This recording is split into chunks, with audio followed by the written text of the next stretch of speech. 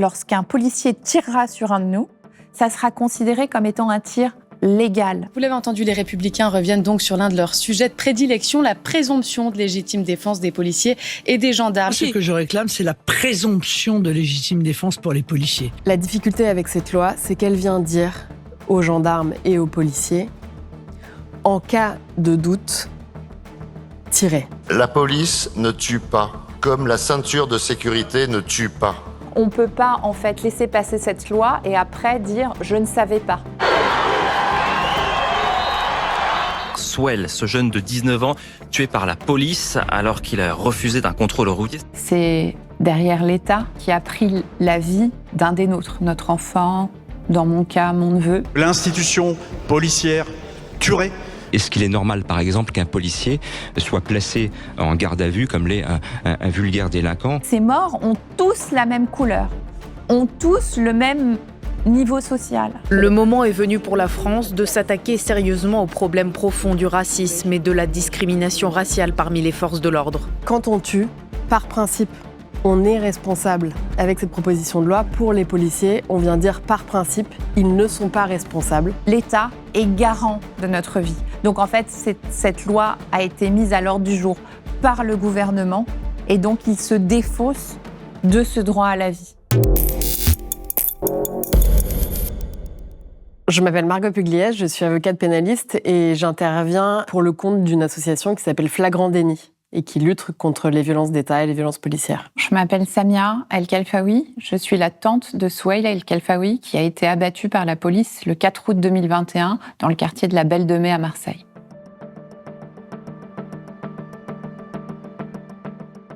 Cette proposition de loi, elle vise à créer une présomption de légitime défense ou une présomption de légalité des tirs des forces de l'ordre ou des policiers. Donc concrètement, ça veut dire quoi ? Ça veut dire qu'on vient inverser la charge de la preuve. Avec cette proposition de loi, on vient dire par principe le tir du policier ou du gendarme est légal.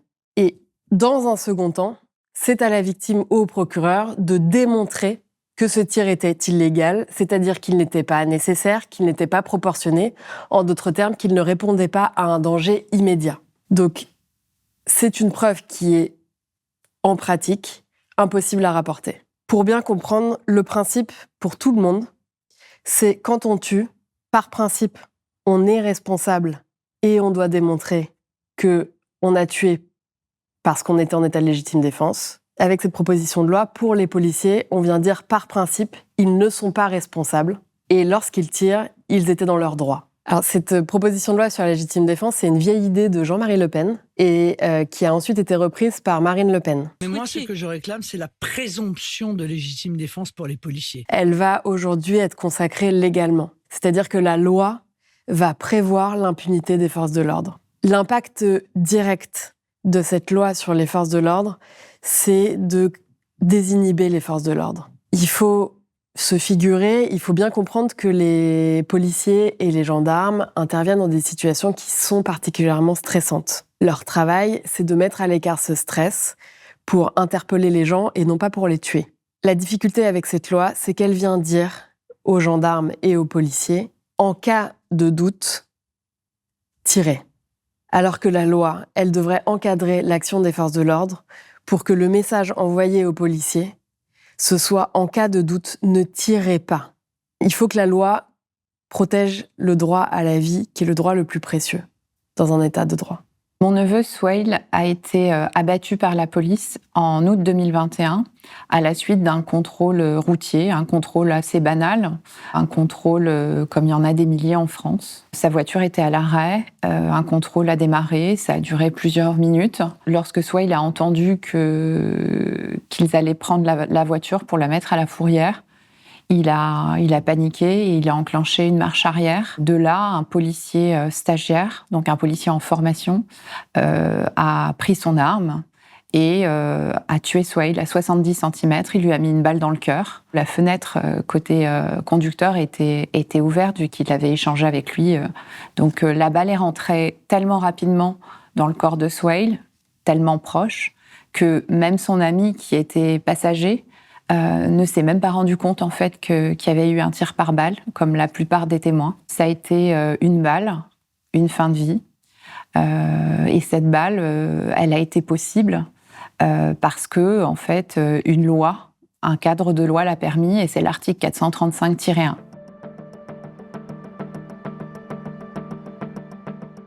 En février 2017, sous le gouvernement d'Hollande, avec en ministre Bernard Cazeneuve, durant l'état d'urgence, une loi a été votée à l'Assemblée, qui est l'article 435-1, qui a permis un élargissement des conditions de tir aux policiers et qui a induit notamment un point qui est que lorsqu'un policier pense que susceptiblement le conducteur peut être un danger futur, il peut en fait tirer.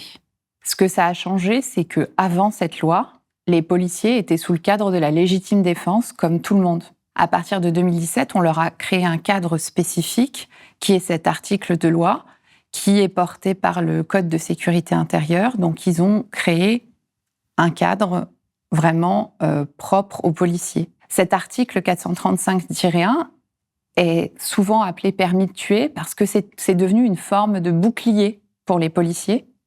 Et ce bouclier qui protège les policiers provoque notre mortalité. Et quand je dis notre mortalité, c'est que quand on observe les morts de la police depuis 2017, il s'agit exclusivement de personnes noires, arabes, gitans et ou issus des quartiers populaires.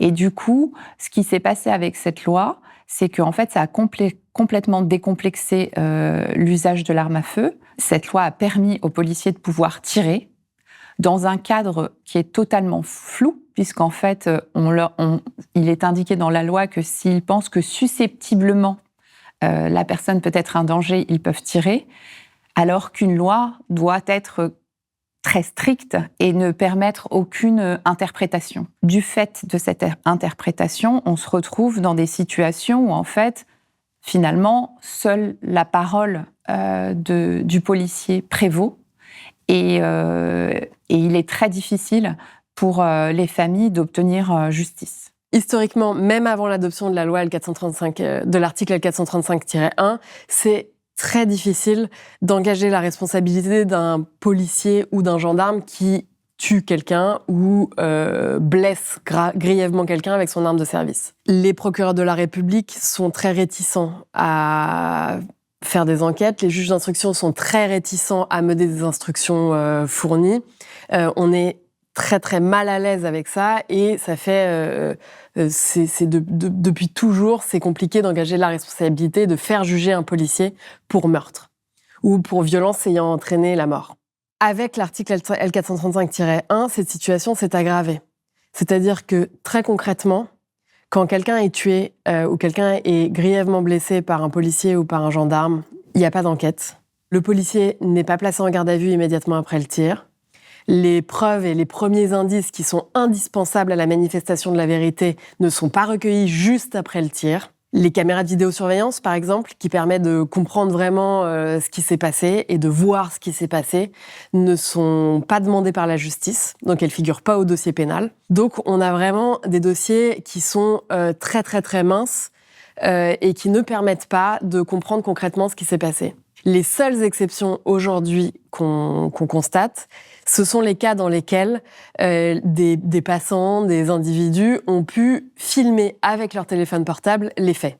Dans ces cas-là, la justice est bien obligée de se mettre en branle et d'engager des enquêtes et de faire des instructions fournies. Et seulement dans ces cas-là, on arrive à obtenir les poursuites des policiers devant les tribunaux et les cours d'assises. Mais ce sont des cas qui sont très très rares et la majorité des cas dans lesquels il y a des morts ou des blessés par tir de police conduisent à des non-lieux. Quand on vit un drame de la sorte, on n'est pas prêt. C'est quand même l'autorité publique, c'est derrière l'État qui a pris la vie d'un des nôtres, notre enfant, dans mon cas, mon neveu. Et en fait, on s'attend, lorsqu'on vit ce drame, à ce qu'il y ait, à minima, du respect, à minima de l'empathie, à minima une enquête. Et en fait, on découvre très très rapidement qu'il n'y aura pas tout ça. C'est-à-dire que quand l'enquête démarre, on comprend que l'enquête n'a qu'un seul objectif, c'est finalement de ne pas découvrir la vérité. C'est comme un jeu de pistes où en fait les choses sont évidentes. Dans le cas de mon neveu, par exemple, ça s'est passé devant une banque, la Caisse d'épargne. Il y avait une caméra de convoyeur de fonds, donc c'est les caméras qui ont une vue directe, qui était à moins de 5 ou 6 mètres de la scène. Et on découvre que en fait, ils ont demandé des caméras à ras-le-sol de la Caisse d'épargne, mais ils ne demandent pas cette vidéo-là. On découvre au moment du classement sans suite que beaucoup de familles vivent, c'est-à-dire à la fin de l'enquête de l'IGPN. Il faut savoir que l'IGPN, c'est la police qui enquête sur la police, donc en fait qui est jugée partie. Déjà, c'est biaisé dès le début, mais on découvre qu'en fait, ils n'ont pas auditionné les témoins. Et en tant que famille, nous, mais comme toutes les autres familles, au lieu d'avoir du soutien, c'est à nous-mêmes d'affronter en fait l'État. C'est à nous-mêmes d'exiger des réponses. C'est à nous-mêmes de porter plainte pour meurtre, de porter plainte pour faux en écriture publique, de porter plainte pour obstruction à la manifestation de la vérité. C'est à nous de prouver, déjà dans le système actuel, que en fait, mon neveu et toutes les autres victimes, en fait, ne sont pas coupables de leur mort, mais que en fait, le tir était totalement illégal, et en tout cas illégal au sens où il n'y avait pas de nécessité à le faire, et que ce n'était pas proportionnel à l'action de mon neveu qui était juste d'effectuer une marche arrière. Depuis cette loi, il y a eu en fait 5 fois plus de tirs mortels. Donc en fait, ne serait-ce que statistiquement, n'importe qui en fait aurait tiré le signal d'alarme. Une loi qui provoque 5 fois plus de tirs mortels est problématique. Ça montre que en fait le cadre n'est pas clair, le cadre n'est pas protecteur. Et aujourd'hui, on a octroyé aux policiers sous pression des syndicats de police, puisque en fait, ça faisait des années qu'ils réclamaient cet élargissement des conditions de tir qui leur permettait d'avoir les mêmes conditions de tir qu'un gendarme. Or, un gendarme est militaire de formation. On leur a permis ça. Et la conséquence de ça, c'est nos morts. Mais quand vous regardez nos morts, quand vous regardez sur une carte, en fait, les morts de la 435, vous découvrez très vite la raison pour laquelle ça les concerne pas. Les gens ne se sentent pas concernés par cette loi. Et quand on a vu les années qui se sont succédées, le nombre de morts qui a augmenté, non pas uniquement sur la 435, parce que finalement ça a complètement décomplexé l'usage de l'arme à feu en France. On est devenu champion d'Europe du nombre de tués en France. On est à 60 morts par an, mais en fait c'est 60 mêmes gens. Donc en fait cette impunité-là, en fait elle est permise. Elle est permise parce que ces morts ont tous la même couleur, ont tous le même niveau social. Et c'est ça qui est dramatique.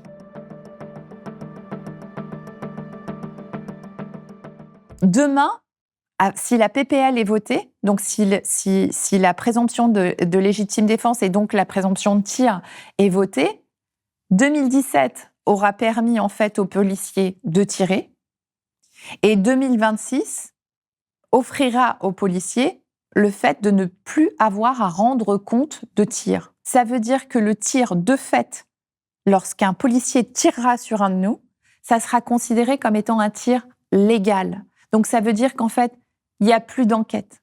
Ça veut dire qu'il n'y a plus de garde à vue. La garde à vue, elle sert à quoi ?